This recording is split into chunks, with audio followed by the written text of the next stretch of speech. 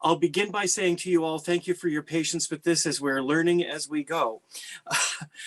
Good afternoon, members. My name is Thomas Kirkpatrick, and I'm chair of the PIP's National Elections Committee. I'd like to welcome you to the 2021 Full-Time Vice President Town Hall.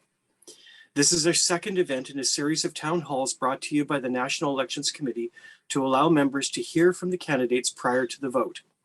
There will be additional town halls for part-time Vice President on October 7th and President on October 15th. This event will be conducted in both official languages with simultaneous interpretation provided. Should you require interpretation, please set your language now. On behalf of the entire committee, I'd like to welcome our moderator, Ms. Lise Habibi, an experienced professional facilitator that some of you may recognize since she's done work for PIPs in the past. Ms. Habibi will now explain the town hall's process and rules. Ms. Habibi. Thank you, Tom. Happy to respond to Lise as needed. So welcome everybody. It's an honor to be here and to help make this event a success. Comme Tom vient de le dire, la session va alterner entre les deux langues officielles. Alors, si vous avez besoin du service d'interprète, assurez-vous de choisir votre langue en cliquant sur le bouton interprétation sur Zoom. En cas de difficulté technique, écrivez un message au technicien LMB dans le chat de la rencontre. Today, you'll be hearing from 7 candidates for the role of full-time vice president. And as I review the process, I have highlighted and spotlighted the technicians, so we should be all ready to go when I finish the introduction. The candidates are spotlighted in the order in which they will answer the first question, and then the order of response will change after that. Each candidate will share an opening statement about their vision for PIPs, and then they will take turns answering the same 4 questions, and then they will end with a final takeaway message. There will be a 5-minute bio break after the first 2 questions, and the speaking order was first set without names using the following rules. Give all candidates an opportunity to be among the first and among the last to answer a given question. Scramble the sequences so candidates will not always answer in the same order. Do not place a candidate in the same spot in the sequence 2 questions in a row. Candidates who speak first and last on the vision speak in the middle on the takeaways. No candidate speaks last on one question, then first on the following question. And finally, we will use the same sequence, as I mentioned, for the first question as for the prepared introductory statement to allow all candidates equivalent time to prepare, since the questions were only shared 5 minutes ago. Une fois le cadre établi pour l'ordre des réponses, j'ai pigé le nom des candidats au hasard pour déterminer qui occuperait quelle place dans l'ordre des réponses. En fait, vous m'avez entendu le faire pour ceux qui étaient déjà arrivés à la rencontre quand on a commencé. Donc, vous avez les candidats dans l'ordre à votre écran. Al Ravjani, Sean O'Reilly, Yvon Brodeur, Jenny Esnard, Alaudin Alibhai, Norma Domi et Frank Wong. Ils et elles auront 2 minutes pour leurs énoncés du début et de la fin et 90 secondes pour leurs réponses aux autres questions. Les 2 premières questions leur ont été envoyées, comme j'ai mentionné, et les 2 questions qui seront posées après la pause seront envoyées juste au début de la pause. There will not be any time today for questions from the floor. Our thanks to those of you who submitted questions in advance for the committee's consideration. And one final point before we start on the opening statements, we will have a timer showing for the statements, and I'll ask the candidates to keep an eye on that timer. I'll first try to interrupt if you go over time, and if that doesn't work, then I will be using the power of the mute button that I have as co-host, but hopefully I won't have to resort to that. It's very, very uncomfortable to have to do that to a person. Just a reminder again that the session is being recorded. And so if Hugo, I'll invite you to put the timer on your screen. We've got it there. I love it when technology works. So I think we are all set to go. I'll look to the candidates to see if anybody raises a hand with a question. Otherwise, then I will ask the first question, which you've all received in advance. You each have 2 minutes to respond. What is your vision for PIPs for the next 3 years? Al, go ahead.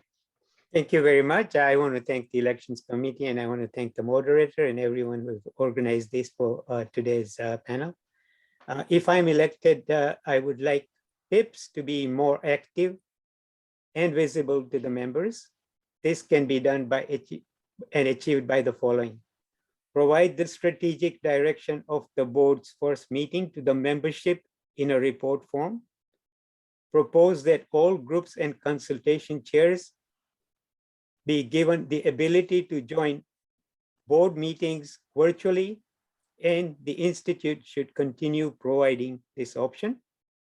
Give members the ability to participate in board meetings virtually if the platforms and technology is in place. Limit closed sessions to issues which have legal implications. Encourage board members to vote on issues and not tie it into the person or persons. I will provide a written report on summary of key issues in bilingual format after each board meeting and with the assistance of the staff. Thank you very much. And that is my vision for PIPS for the next 3 years. Thank you. Thank you, Al. Great that you stuck to the time and even gave us a few seconds back. You're up next, Sean. Please go ahead. Thank you. I would like to begin by acknowledging with respect that the land on which I'm coming to you from is the traditional unceded territory of the Algonquin Anishinaabe people, and I appreciate the opportunity to talk to you from here. My vision for PIPS goes much farther than the next 3 years. In the long term, what I want to see is an organization and a union that bargains fair and equitable contracts for its members, that fights for them in their time of need, and communicates and informs them in a timely manner on the issues that are important to them. En français, en ce qui a trait aux 3 prochaines années, la pandémie nous offre une occasion unique de réexaminer et de réévaluer la manière dont nous servons nos membres et d'évaluer pour survivre les prochaines générations des membres et les nouveaux modes de fonctionnement de nos lieux de travail. Il y a des choses que nous faisons bien, mais il y a des autres parties qui doivent être réorganisées. En fin de compte, nous devons nous assurer que nos services clés de négociation, de représentation et de consultation ne sont pas affectés négativement, qu'ils sont renforcés afin que les membres en aient pour leur cotisation. In English, when I first got involved in the early 2000s, I was frustrated with the lack of communication that was coming out of PIPS in my own group.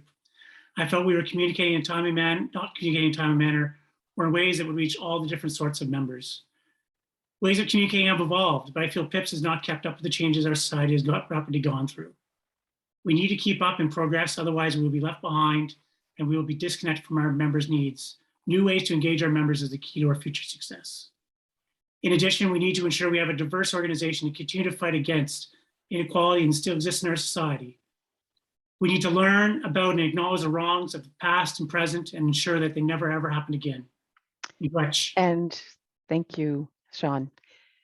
Yvon, c'est ton tour. Oh, ton microphone est en sourdine.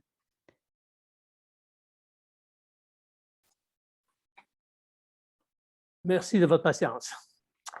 Écoutez, le virage est nécessaire pour l'Institut professionnel. Améliorer notre façon de faire, que nos services soient mieux connus des membres et de la population, rayonner davantage au plan régional et national et être plus efficient.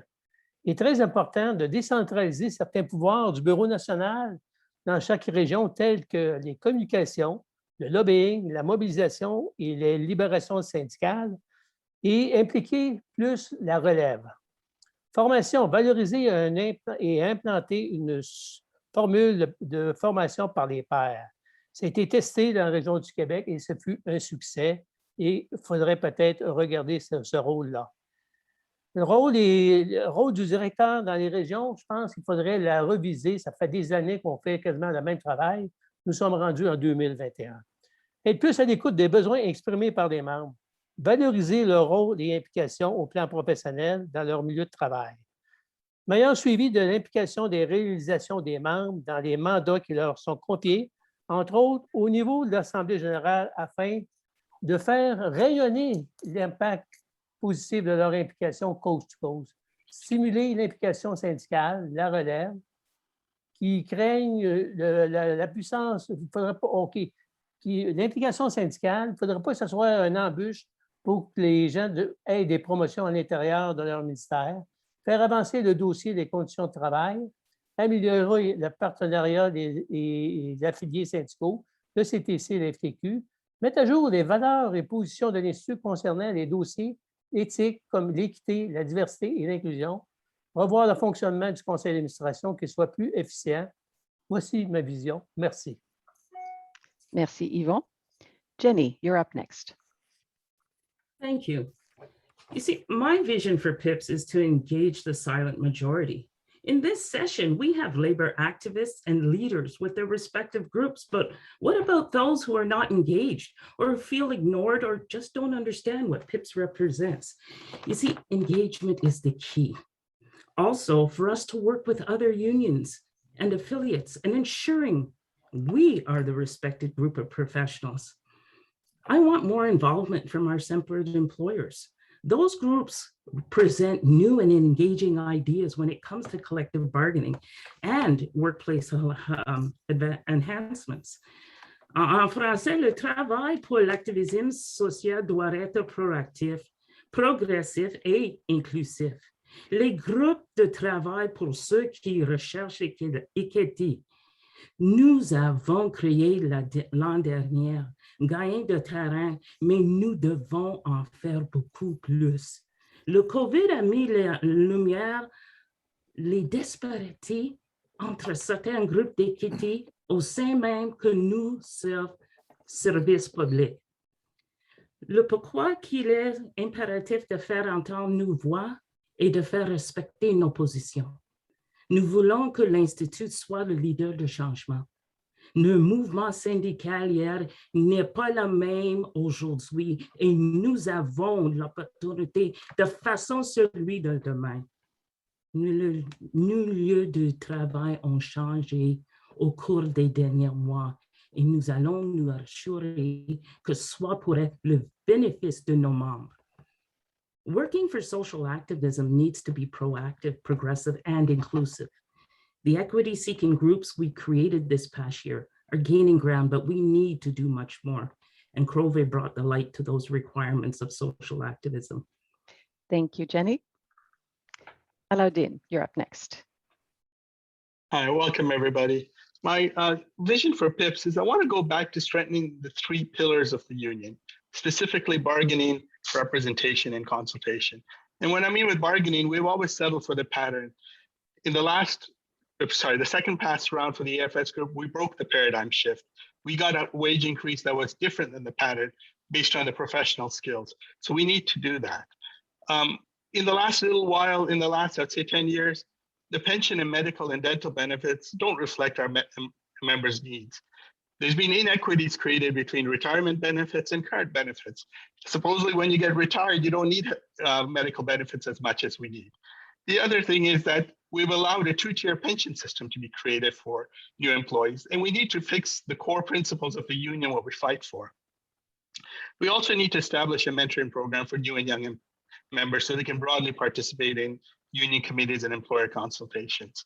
And that would include the people with, to include more inclusive and diversity in there. So we do need to take and focus on the core principles. And once we've established that, we can start establishing the other broader issues in society that need to be done. But we need to get our core principles represented for our members. Thank you. Thank you, Alaudin. Norma, you're up next.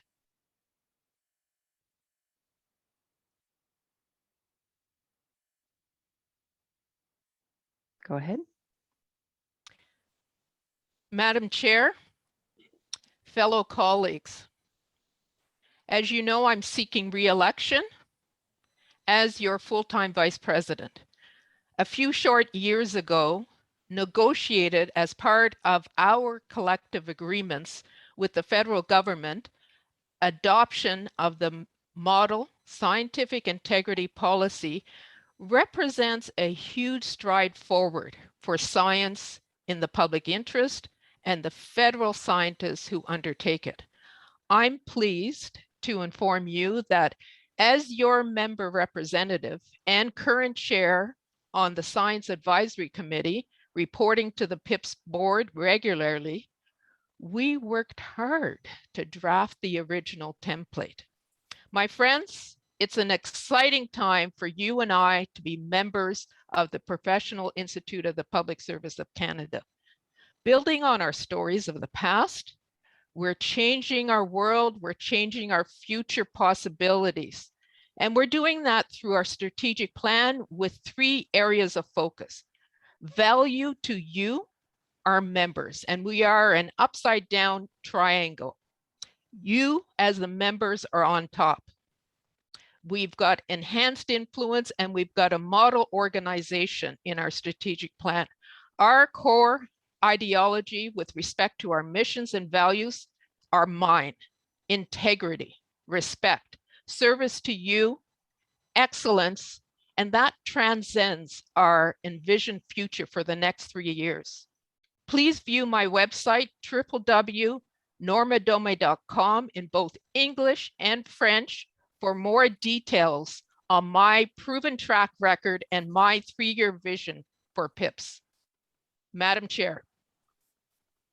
Thank you, Norma. And Frank, go ahead, please. Yes. I would like PIPS to collaborate with other unions on common initiatives more, and also see our members become more engaged in union affairs. As Vice President, I would advocate that our union reach out to all other unions to work together to reform staffing policies. Currently, our employers have all of the control.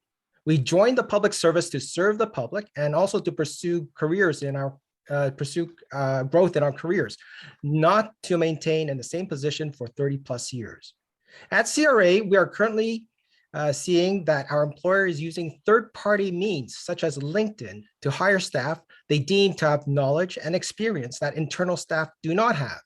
Shame on our employers for not training us to have the knowledge and skills required to adapt to the ever-changing environment, and for holding us back because we don't fit their mold.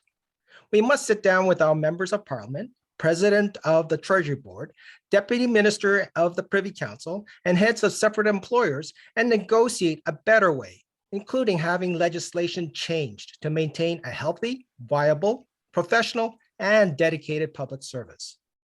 As for improved membership engagement, we need to educate our members of their role in our organization. We exist collectively to serve them efficiently and effectively. We need to be transparent and accountable in all of our actions and operations.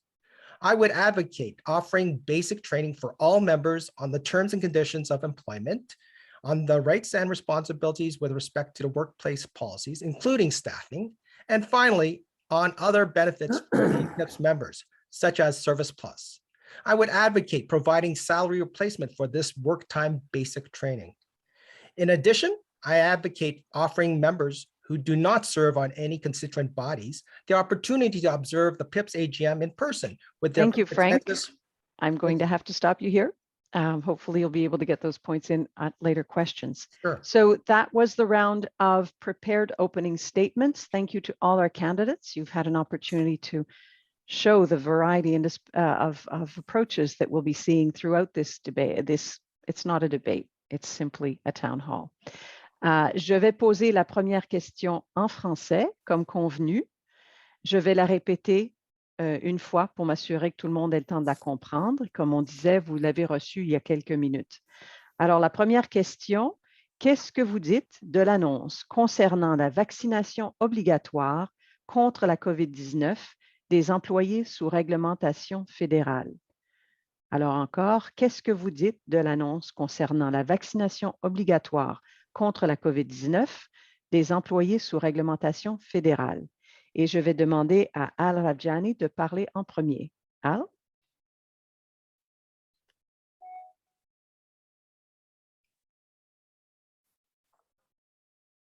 Al, are you with us? You're up. Can you hear me? Yes.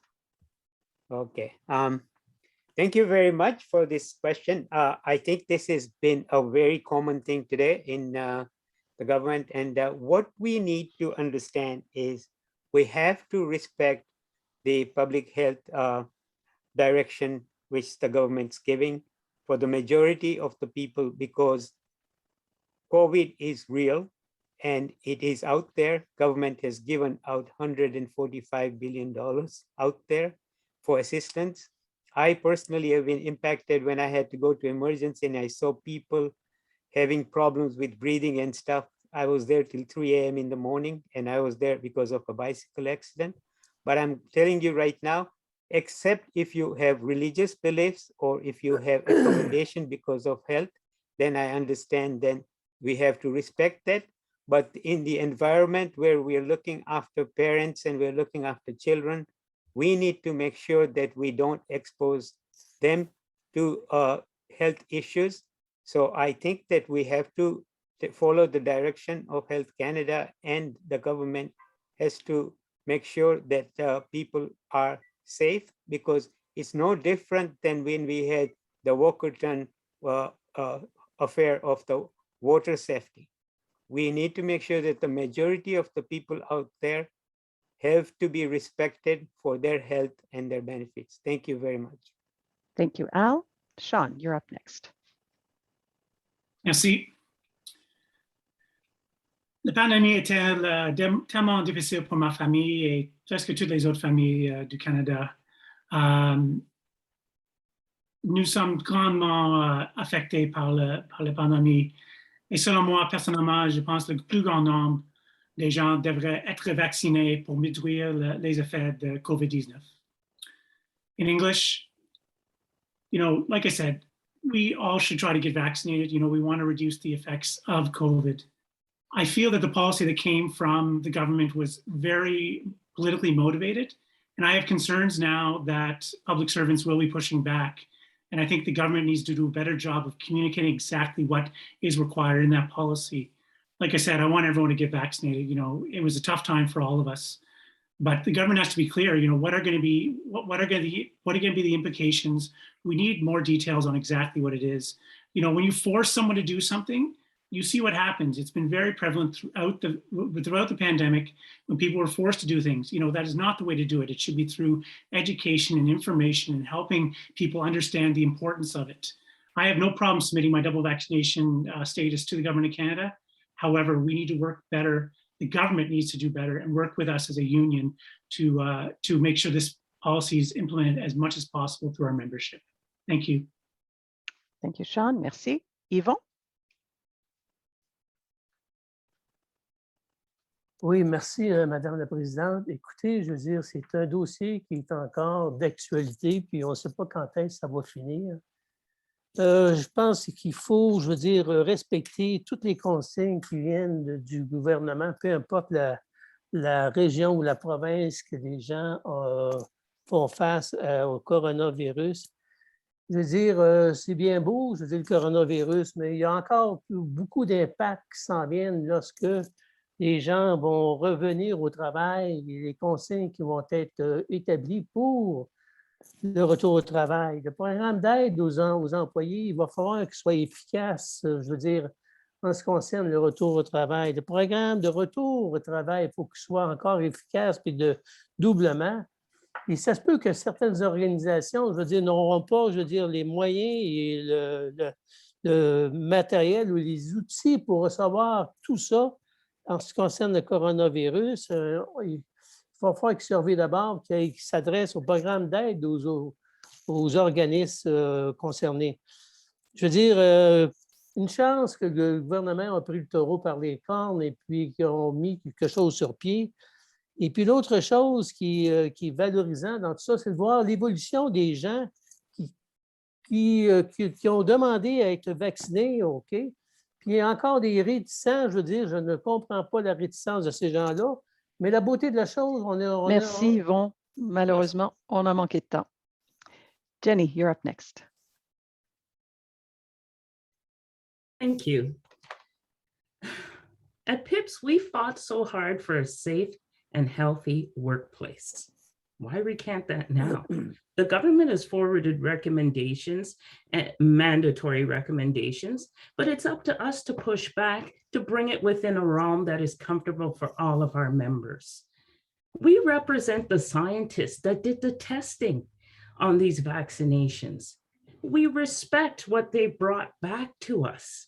They will collaborate with our scientists, and it's up to us to push back. But a healthy and safe workplace is insurmountable to all members, to everyone. And it should not be a poker game to play with people's lives. That's all I have. Thank you, Jenny.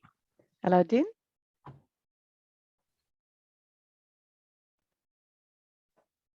Yes, first I want to say I'm the AFS chair on the National Health and Safety Policy Committee from CRA, representing over 50,000 employees. So I've been front and center during the pandemic from the beginning. In terms of mandatory vaccinations, we have to respect employees' rights in terms of religious exemptions and people who can't actually take the vaccines. So I'll go and I have regular consultations at CRA. So we just had a call on Tuesday, and CRA's current plan is to get employees to attest to one of the 4 conditions: partially vaccinated, fully vaccinated, unable to vaccinate, and unwilling to vaccinate. And I guess the issue is going to be how we deal with the second 2 categories on that. And we have to be fair and respectful in that. But as a union, we always choose a collective over individual rights. So in a similar way with the pandemic, we have to look at what's good for the collective versus what's for the individual, but we have to respect that individual right. So as long as there's a valid reason, maybe it says a mask, there's PCR testing, but that all should be covered by the government in terms of cost. There shouldn't be an additional cost or burden as like the Alberta government or some others have imposed it on individuals because of no fault of their own, they have a bad reaction with vaccines. So that's where I stand. I am front and center on the OSH file, but we need to get past this, and we need to have the tools that develop to allow us to return back to a normal society. Thank you, Aladdin. Norma.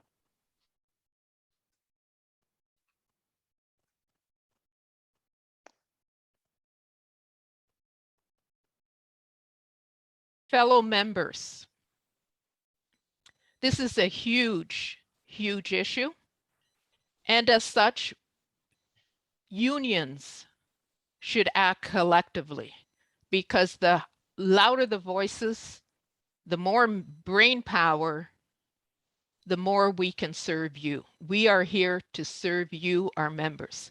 Canada's unions are concerned about the potential of mandatory vaccination policies to hand employers overreaching powers. Does that make any sense?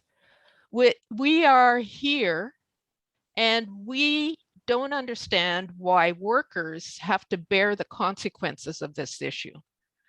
So the following principles and priorities are therefore fundamental to the labor movement. Any decision to impose mandatory vaccination policies must be based on scientific evidence. I'm your chair of the Science Advisory Committee, and I hold that dearly. We've got to do what the public health officials are telling us, and we've got to ensure that we consult with employers and other unions. We need to implement and we need to collaborate and consult. Government and employers have an obligation to take steps to Thank you, Norma. We're out of time, unfortunately. Thank you. Over to you, Frank. My position right now is that I do not believe there is any legislation to mandate Canadian citizens to take the COVID-19 vaccines. Accordingly, I advocate that Canadians have the right to choose whether they wish to take the vaccine or not. As an aside, I am doubly vaccinated. Having said that, I also believe that we are obligated as citizens of this great country of ours to respect one another, to be civil to one another, and ensure our actions do not invade the privacy, health, and safety of others. Therefore, I support following public health guidelines regarding the use of masks, physical distancing, and also testing for COVID-19.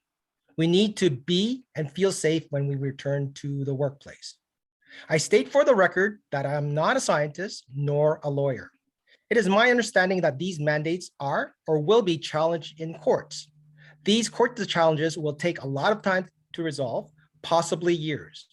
With respect to employment, as public servants, we have demonstrated that most of us can work from home to provide the quantity and excellent quality services Canadians continue to need and want. As Vice President, I would advocate that it is the employer's responsibility to hold up their end of the bargain when they hired us. They pay us for the services we provide. As long as we can provide the services in the quantity and quality expected as in the past. Where time is up, Frank. I'm sorry. I hate to cut people off mid-sentence, but you'll have to keep an eye on the timer. So this next question, as I mentioned, the order is now going to be scrambled. I will be letting the first person to answer know that they are first before I ask the question, and then I'll simply call on you when your turn comes up.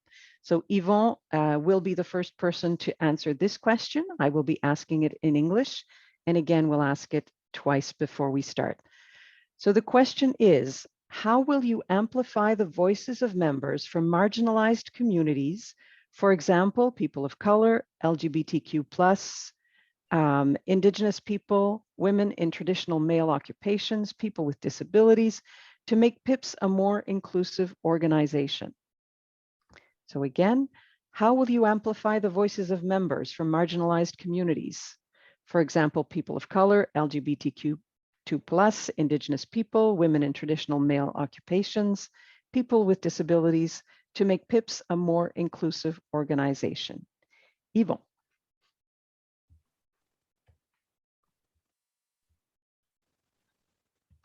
Merci, madame. Écoutez, je veux dire, comment je vais faire ça?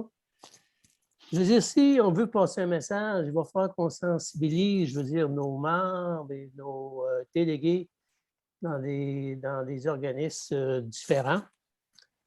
Parce que, je veux dire, il y a souvent un manque d'information et de formation.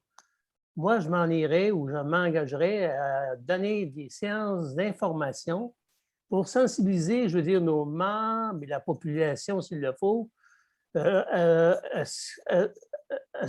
quels sont les gens qui nous entourent au jour le jour. Et puis la formation, je veux dire, elle serait requise en plus pour qu'on puisse former des gens, pour qu'ils puissent aller dans des organismes, dans les sociétés de la couronne, dans des ministères, pour propager, je veux dire, le message qu'on doit donner en ce qui concerne ces gens-là. Et puis, il ne faudrait pas qu'on aille des bâtons dans les roues pour aller de l'avant, parce que je trouve ça immoral lorsque les gens font la sourde oreille, qu'ils pensent qu'il n'y en a pas, que ça n'existe pas. Je veux dire, je trouve ça un peu pathétique. Mais formation, information, puis sensibilisation, ce seraient des choses, des critères pour aller de l'avant dans ce sujet-là. Merci, madame. Merci, Yvon. Jenny, you're up next on this one. Thank you. I made change because I finally got a seat at the table to make change. And these groups need seats at the table in order for their agendas and their issues to be heard. PIPS for years didn't have much diversity at the top levels, very little at the group levels. These past few years that I've been on the board, many members of these equity-seeking groups reached out to me personally to share their stories. I embraced their stories, I embraced their experiences, and they brought forward many suggestions. I chair the HRDC committee. We created caucuses. The activity and the activists that were working behind the scenes to bring these agendas forward, I applaud them. But again, we still have to go out and reach out to many more who are still sitting in the corner, being abused or being disenfranchised from the organization. It's a matter of getting our stewards, using our steward network to reach out to these individuals, encouraging them, getting them involved, what little matters. But PIPS needs the diversity in order to make change, and seats at that table will make change. Thank you, Jenny. Sean, you're up next. Thank you. Firstly, I'd like to commend the board of directors and also the Human Rights and Diversity Committee over the past 3 years, creating those caucuses. I think it's been very key to start those discussions and to start to engage. And I think we need to continue to do that. It's not for me to dictate to a group of members how they should go out and learn and try to reach out to them. You know, we need to fund them. We need to make sure that they have the skills and the training necessary in order to engage with those members and to really find out from them what is key to reach those communities. I wholeheartedly agree that we need to look at our structure. We need to re-examine, you know, is it necessary to have, you know, specific seats at the table for those individuals? You know, we need to really reach out and engage with those folks. Otherwise, you know, we're going to continue to leave them behind. And it's a sin. We just commemorated the first day of Truth and Reconciliation, you know, and, you know, we can't just stop with one day. You know, everyone was talking about yesterday. Yesterday was a very important day, but it's the continuing to have those dialogues, to continue to talk to those communities and to continue to understand exactly what they need to make sure that we represent them fully and completely. Thank you. Thank you. Norma, you're up next. Thank you, Madam Chair. This is a huge, huge endeavor. We are asking folks to change generations of culture, generations of habits. We need to learn and we need to unlearn. I spent 16 hours yesterday listening to the Truth and Reconciliation, the whole full report with Jane Philpott, who is the Dean of Health Sciences at Queen's University. Why did I do that? Because I needed to learn, I needed to understand, I needed to reflect, and I needed to engulf myself so that I could have the empathy to plan strategic actions to help this situation. So it goes beyond training. You have to have the will to make the change, and you have to actually engage folks and be willing to be engaged yourself. Time is up, Norma. Thank you. Thank you. Al, you're up next. Okay, thank you very much, everyone. I will start with saying that we need to advocate our efforts with the Canadian Labour Congress. As a chair of a previous chair of Human Rights Committee in PIPS, and I had the opportunity to participate in Senate hearings on these important issues. We have to advocate for the change on the Employment Equity Act, because the Employment Equity Act does not go far enough.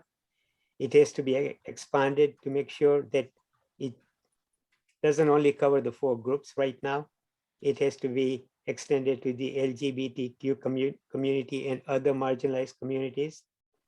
We also have to make sure that we train our stewards to understand how the gaps are formed and how the labor market availability data is there, and what we need to do to improve the data that comes in from the census information, because the census information is incorrect. It's from 2016. We're sitting at 2021. The gaps in the labor market availability is from there. We need to advocate for changes so that Statistics Canada can grab the new stats and start to go in and manipulate the data so that we can get correct information on what the gaps in the labor market availability are. Time is up, Al. Thank you. Thank you so much. Frank, you're up next. Sure. Thank you for the question. As Vice President, I would encourage PIPS to be a more inclusive organization than it is now. I would encourage members in these marginalized communities to self-identify and take opportunities to serve in our various volunteer positions and committees so that we can have a fuller representation. I would also encourage them to run for positions so that they will have a strong voice in leading PIPS to the next stage. I would encourage participation in events and promote these events held by these equity-seeking communities, and encourage our members to also participate in order to support these endeavors. Finally, I strongly believe that we need to fund and sponsor more of these events to celebrate members of these diversity communities, and but not just start by leading these events, but giving the opportunities of these members who volunteer to lead these events and plan them so that all can benefit from what the perspective that they hold can be carried forward. Thank you very much. Thank you, Frank. And Alauddin. We need to listen to people, and we need to have a way for them to include, and sometimes as leaders, we also have to create the space for them to participate. So I'll give you an example. When Black Lives Matter started in information technology at CRA, there was a committee created to look at how staffing has affected Black members and other groups. In the national executive on the AFS has no Black members. So I reached out to, there's two stewards who are on the local end. I said, these are going to be the representatives, and I'm going to defer my decision to them. And I think that's, as a leader, you have to say, look, I'm going to be there supportive, and I'm going to be unconditionally supportive you when you make that decision. So we have to make room to allow those marginalized groups to actually participate in that. And that means some of us in elected positions and on elected committees will have to give some space to allow these people to participate. And that's a tough thing as a leader to say, look, I'll support you, but this is the best person to do the actual work on that. And so I will do my best to make sure I include everyone in there whenever they can be. Thank you. All right. Thank you, Alauddin. That concludes the first part of this panel. And I know we said you would get 5 minutes break, but we do have a little bit of time. We are a bit ahead of time, so I'm going to make an executive decision and give you 10 minutes of break. Hopefully the committee won't slap my fingers for doing so. So you're going to get the questions for the second part of the panel shortly as candidates. I would invite you to stay connected, please, to the meeting. Just turn off your camera and microphone during the break. And in 10 minutes, well, in 9 minutes now, at 2:25 by my clock, we will start up again. Bonne pause. On revient dans 9 minutes. Alors, j'inviterai tous les candidats à allumer leur caméra pour confirmer que vous êtes de retour.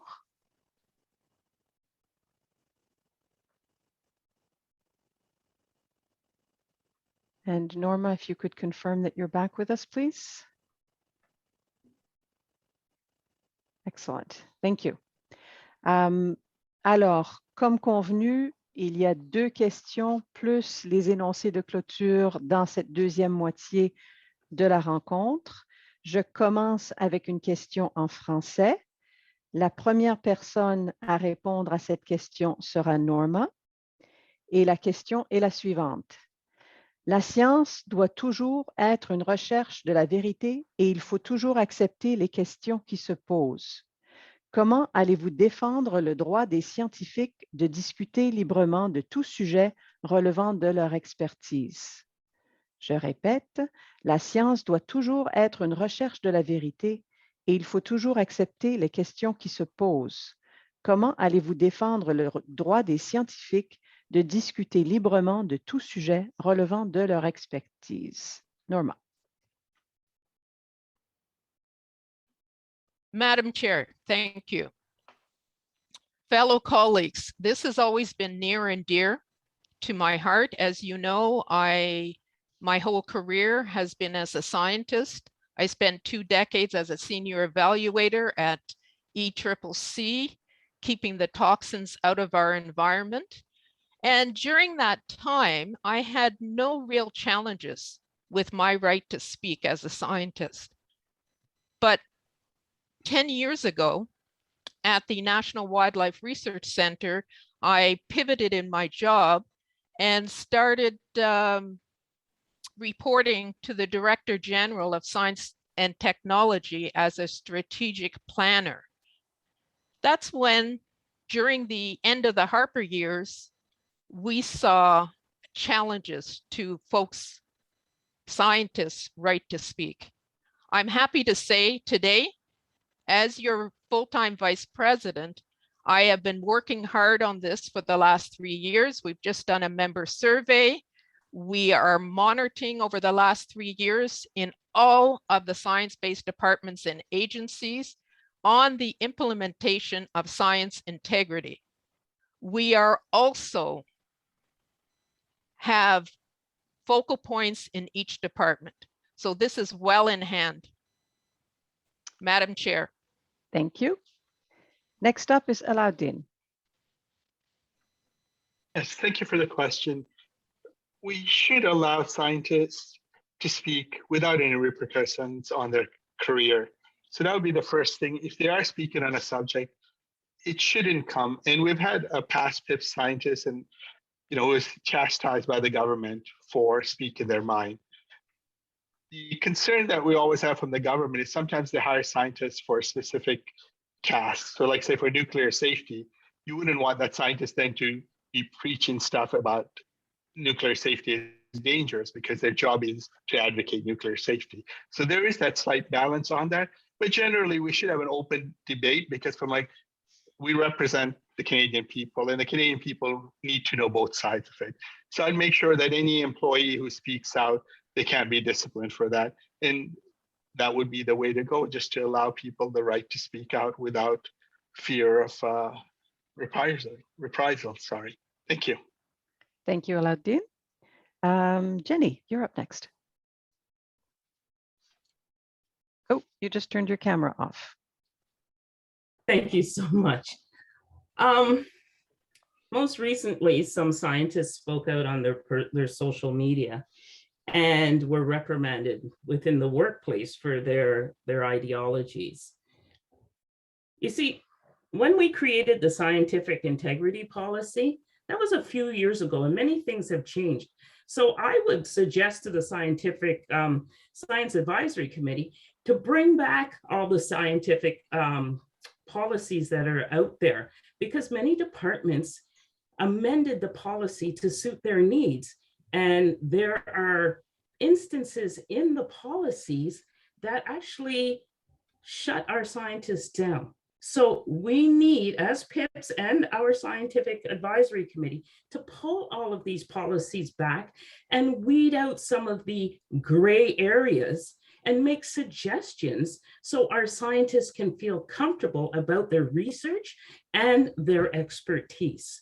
Right now, there's a line, and this is where PIPS has to move forward and be ahead of the game instead of trying to catch up. And our scientists are important to us, and we need to advocate for them. And to me, by pulling together all of these policies and making it more modern for our members. Thank you. Thank you, Jenny. Frank, you're up next. Thank you for the question. Well, our scientists are one of the larger groups within our union. Their work is so integral that it keeps all Canadians safe and healthy. As Vice President, I would always insist that a member of the executive committee, either the president, vice president, to sit in on the committee to give the Science Advisory Committee more credibility and clout. Their presence is important as it shows support for the work performed by our scientists.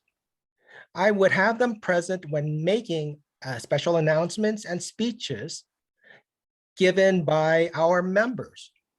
In addition, I would advocate that PIPS have a repository of the work that is not classified or deemed to be protected so that we can protect what has been lost or what can be lost in the future.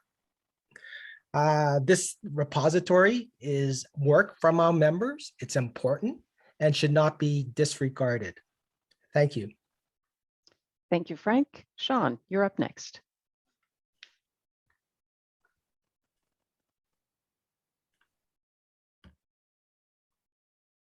Thank you. The Harper years were very difficult for our scientists and our unit as a whole. We need to ensure this never happens again. You know, some of our scientists are still living with the scars of that period. PIPS in general needs to make sure that both our collective agreements and the laws around whistleblowing and scientific integrity are strengthened.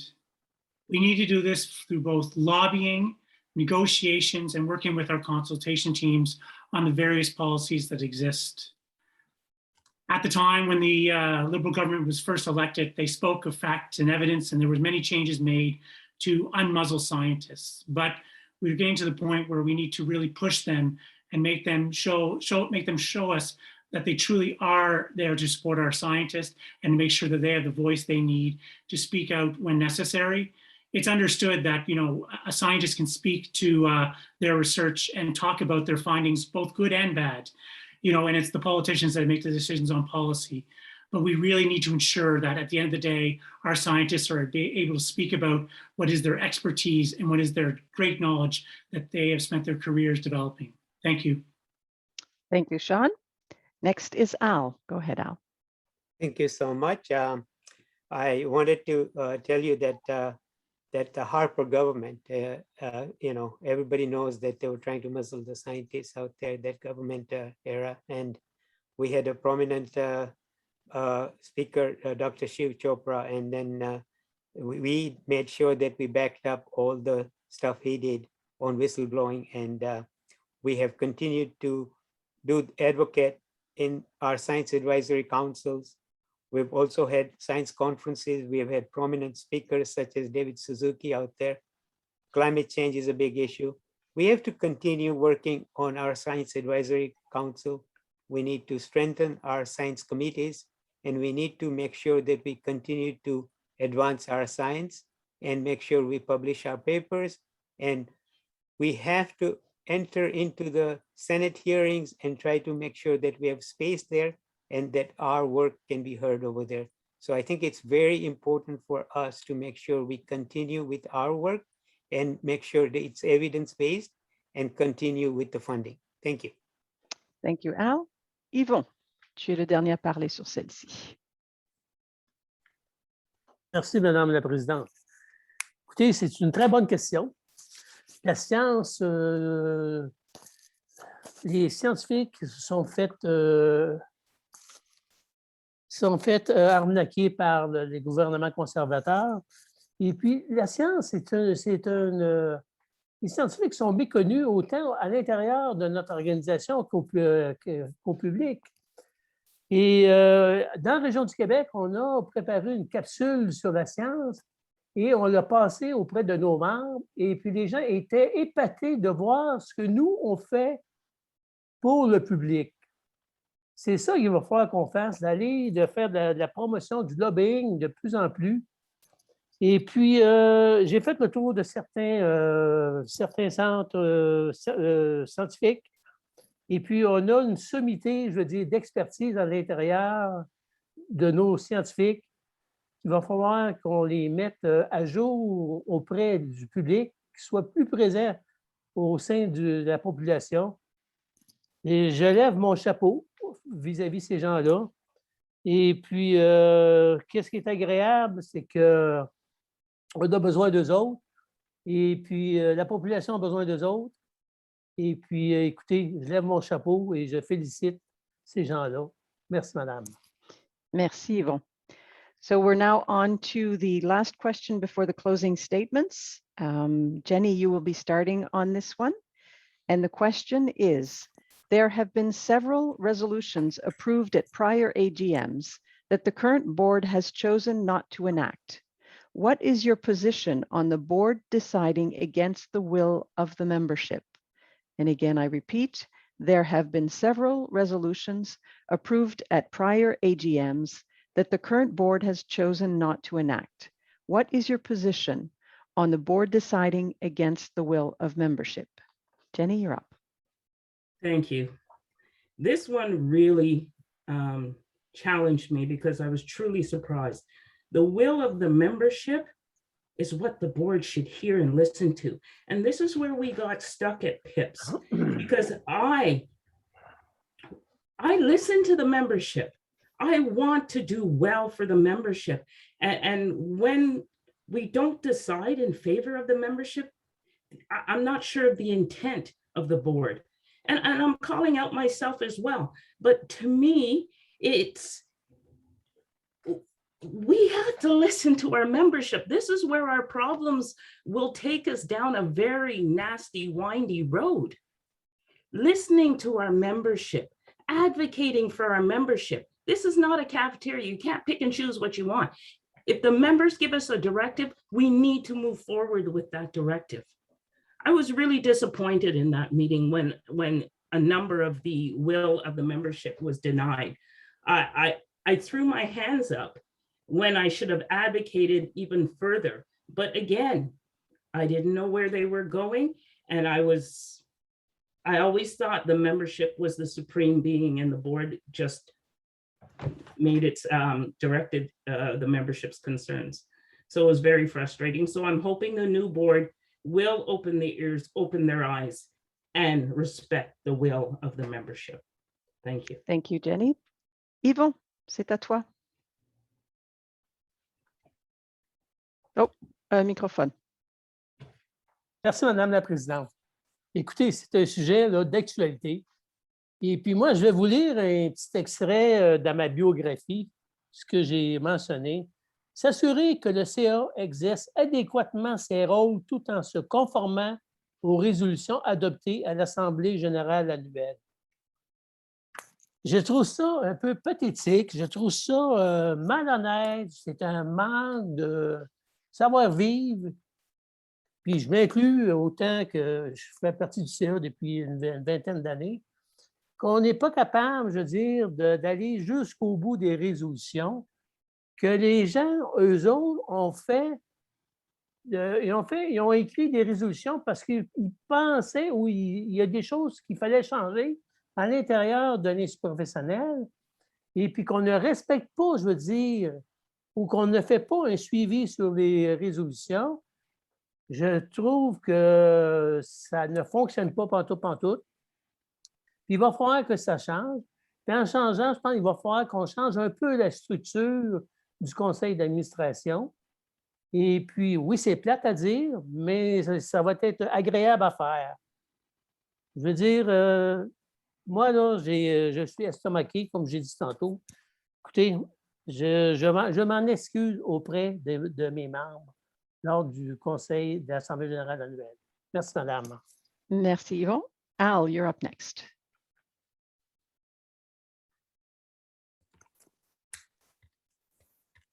Thank you so much. This is the reason why I am running for this position. I am strongly against it.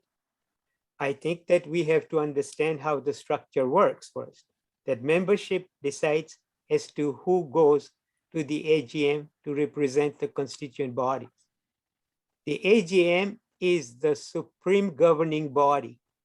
The supreme governing body is given a mandate to listen to the resolutions that are passed at the annual general meeting.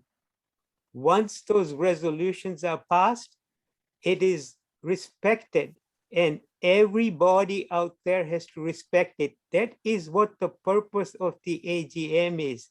All the other fluff about all the awards and all the other ceremonies are not the reason we go to the annual general meeting. We go to do business out there, and we need to continue to make sure we respect when there is business done that is accepted by the membership. We're 60,000 or more strong. We need to make sure we respect, because these are dues paying members who tell us how to run the business of the institute in between the meetings. And AGM is the supreme governing body. So I was very disappointed, and this is the reason why I put my name in as a candidate. Thank you very much. Thank you, Al.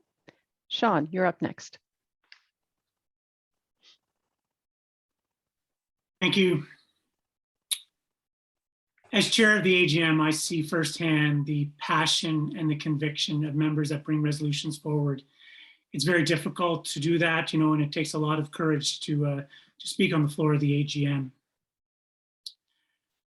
The board has a difficult time, has a difficult job to do between AGMs to make decisions based on the direction of the AGM. For the most part, they should follow it to the letter. And if they do deviate from it, they need to explain themselves at the AGM and in general back to the membership why they went counter to that. One thing for sure is they definitely should not be continually ignoring the will of the membership. We need to listen to our members. They are our raison d'etre. They are the reason we exist.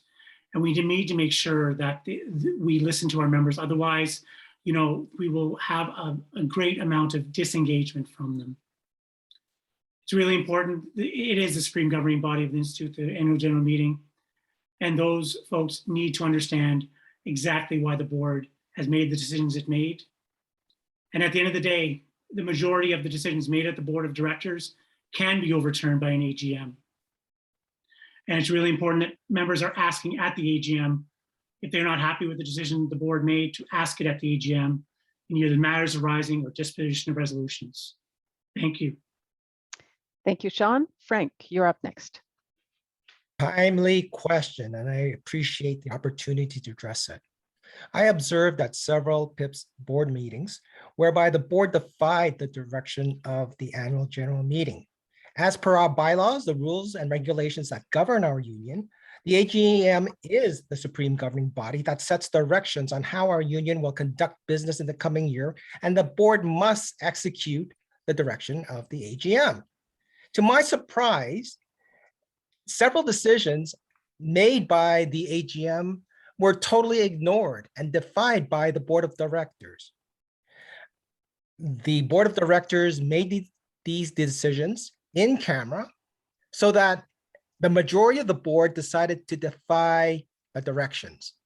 I don't know who specifically defied the directions. There are a couple of board members who put on record that they've chosen to disagree with the board direction to defy the AGM. But just to be clear, I believe the whole board that is running for re-election should not have the opportunity to do so. Otherwise, we'll have more of the same. With regards to how to address these issues, there is a provision to call a special general meeting to address opportunities where the board has decided they will not follow the directions of the AGM. And that opportunity has not been given to requesters. Frank, Special. thank you. Time is up. Sorry. Alaudin, you're up next.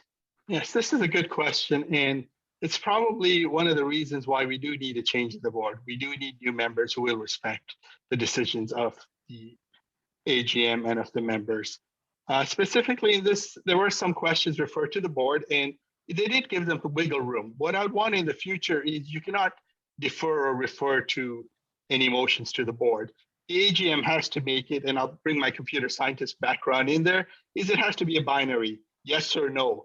And it should have been a clear yes or no. In terms of opening up meetings, we did leave a wiggle room on that. There was in terms of the part-time salary replacement for the part-time, there was some wiggle room because they said the board go back and look into stuff. And I think given that the AGM makes a decision, it should be a final decision, and referring to the board just allows the board to, I guess, get out of respecting the AGM's direction. And unfortunately, in this case, a good board would just accept it and say, I don't disagree with it, but this is the will and I will live with it. But in this case, the current board decided we're not going to respect it and overwhelmed it. So I would respect the board, but I would also make it that you cannot refer anything to the board. The decision has to be made final at the AGM. No wiggle room to the board. Thank you. Thank you, Alaudin. And last on this one is Norma. Go ahead, Norma.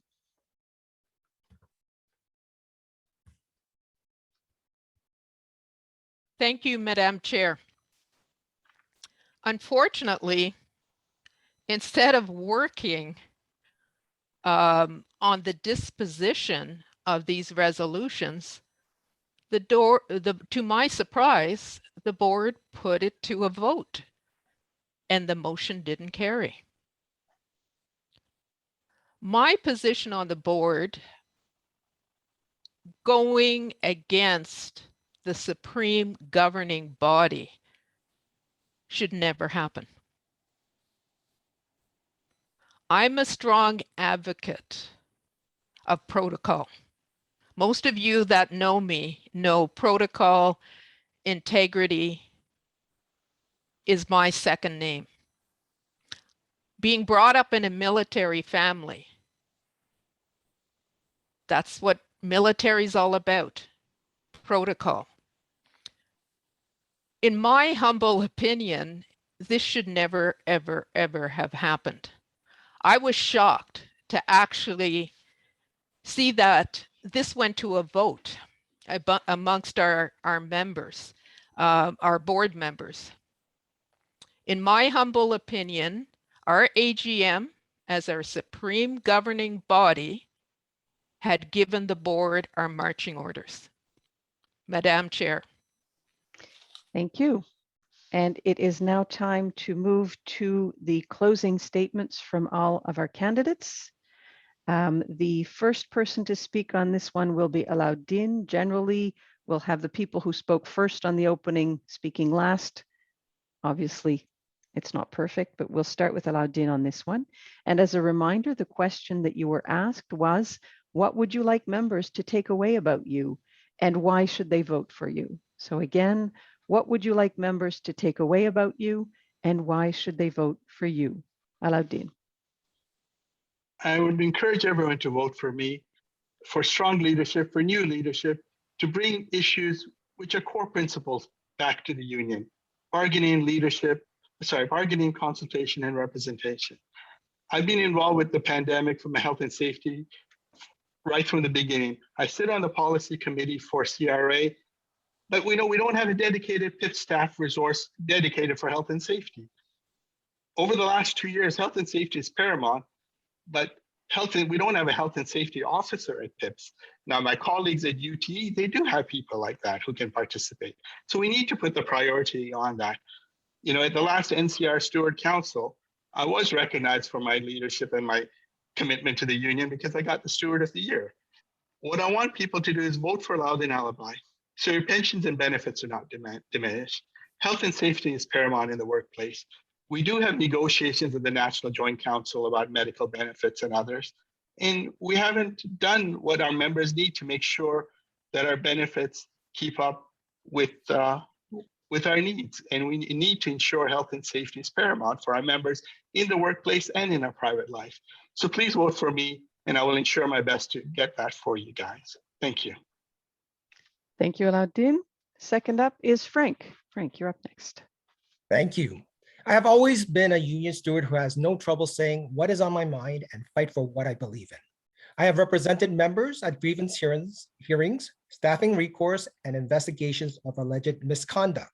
I have presented many resolutions and vocalized my concerns on these new initiatives at various PIPS forums, including the PIPS annual general meeting, to improve the way our union functions, to be more efficient in spending our union dues, and to ensure our dues are spent in programs that truly benefit our members.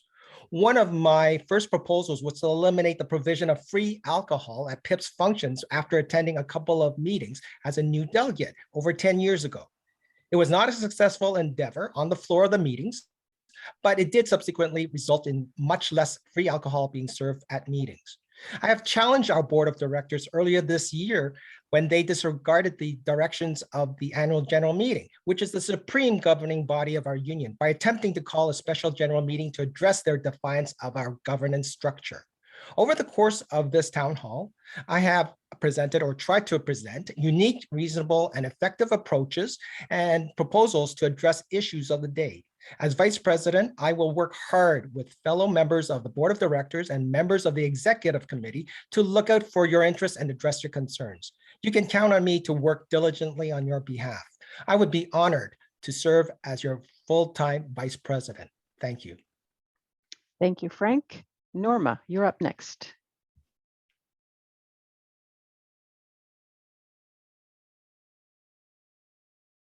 Norma, are you with us? There you are. Go ahead. Chers collègues, a lifetime of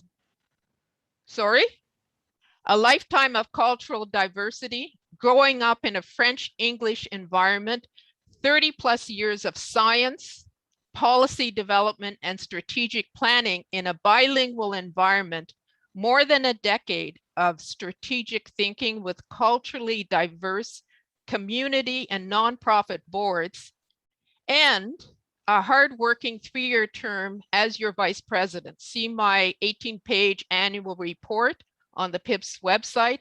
My experience and proven track record has allowed me to acquire the attributes to represent you with even more success as your full-time vice president. I've talked to you across the country, visited most of you. I've participated in science town halls with departmental science advisors, Dr. Mona Niemer, and also with Dr. Kara Tannenbaum.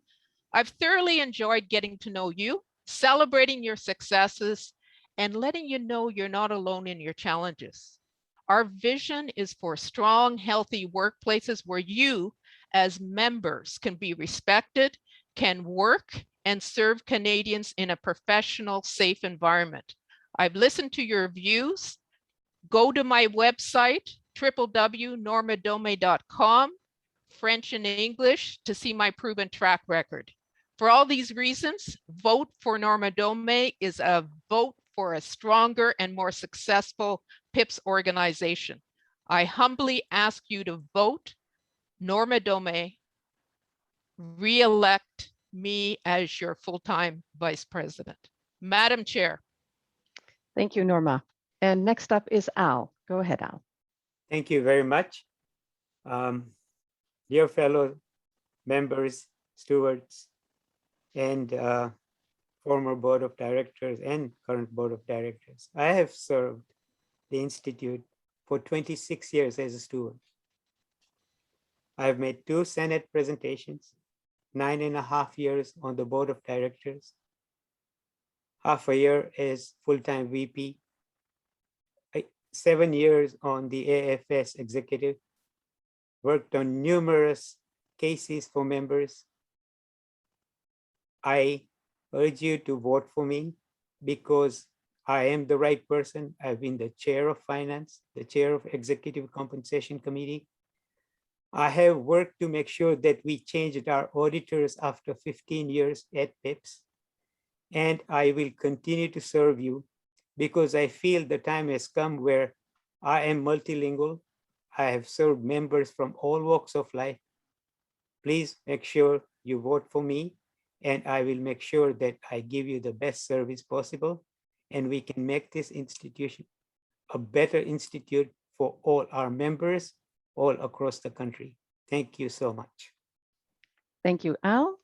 Et Yvon, c'est à ton tour.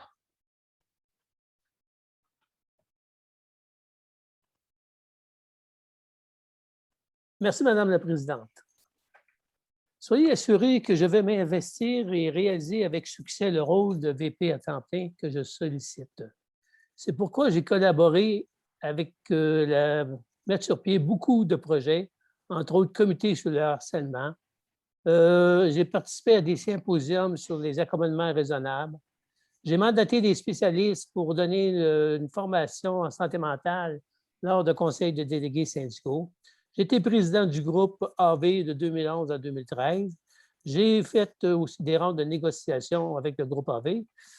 Concernant la gestion de l'Institut, en 2009, j'ai présidé le groupe de travail sur le processus et la structure d'un institut professionnel. Si vous voulez avoir un exemplaire, ça me fait plaisir de vous l'envoyer en anglais ou en français. J'étais VP intérimaire à temps plein, comité des dépenses de l'Institut. J'ai créé le groupe de travail sur les langues officielles. Je siège au sein du conseil fédéral, conseil de la FTQ, comme au conseil général. J'ai mandaté des gens pour qu'ils puissent participer, je veux dire, à des comités, droits des GLBT, environnement, intégration au travail et personnes handicapées. Je compte élargir notre collaboration avec le CTC et la FTQ. J'ai implanté une formation interactive pour des pairs, dispensaires des pairs, violence en milieu de travail, leadership, délégué syndical, santé et sécurité au travail. Et puis, avec l'Institut, je veux élargir certaines choses, comme les gens qui font j'ai un blanc de mémoire, en tout cas, des gens qui font du syndicat qui ne sont pas payés, qui ne sont pas rémunérés. Et puis, je veux proposer un projet pilote et revoir les processus de structure de l'Institut professionnel, afin d'améliorer son efficience. Et comme je vous ai tantôt, j'ai beaucoup d'expérience, leadership et de l'écoute. Merci, madame. Merci, Yvon. Et Sean, you're up next.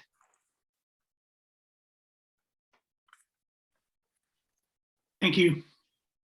I would like members to know that throughout my life, I have always wanted to make a difference for others and have been devoted to helping people find real solutions to their problems. I have a deep understanding of our organization from my 20 years of service at all levels of the union. I'm also willing to listen and to learn from others and to hear new perspectives. I'm a passionate, warm-hearted, optimistic, and energetic person. I have integrity and high moral and ethical standards. In addition, I am willing to work with anyone to accomplish the important work we do together. Most people that know me know that I'm a very humble person. I've been told many times that one of my weaknesses is that I do not take enough credit for my accomplishments. It is not important to me who gets the credit for something. What is more important is that we all succeed in our collective goals. En français, si je suis élu en tant que vice-président à temps plein, je ferai en sorte que toutes les voix soient entendues au sein de l'organisation et qu'un consensus soit le plus souvent atteint. En tant qu'ardent défenseur des droits des travailleurs, je ferai équipe avec tous les membres de l'Institut et continuerai de me battre contre l'emploi au sujet des conditions de travail, de la paix, de la diversité, de l'équité, de la réconciliation, de l'équilibre travail-famille et de télétravail. Voter pour moi comme vice-président à temps plein, c'est voter pour un leadership syndical intelligent et rassembleur à l'échelle humaine. Merci pour votre appui. Thank you, Sean. And the last candidate to speak today is Jenny. Go ahead, Jenny. Thank you, Madam Chair. I want you all to understand that I will work tirelessly on your behalf. You see, I am passionate about uplifting our membership, and I have no tolerance for leaders who are not in it for the right reasons, which is the well-being of our membership. These past 3 years, I was one of the regional directors and the chair of the HRDC. I spent unbelievable amount of hours working with our members, uplifting them, supporting them at the employers' meetings, and providing guidance. J'ai travaillé en collaboration avec des individus et divers groupes d'intérêt, something that wasn't done very often in the past. Activism is my passion, and I believe that I have earned the trust of our membership by the positive results we've gained during the last mandate. When I sent out information, many members were just so grateful to see someone who was fighting for them in various forms.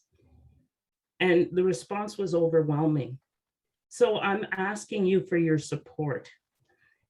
I'm not here to play politics. We are here to get work done, as you can see by all the candidates on this call. But I want to make sure we're not in the same place 3 years from now. And I ask that you vote for me as your full-time vice president, and I hope you'll spread the word. But just know that we have a lot of work to do, because there are groups within the structure. Our retired members, what a pool of resources, and we need to use them.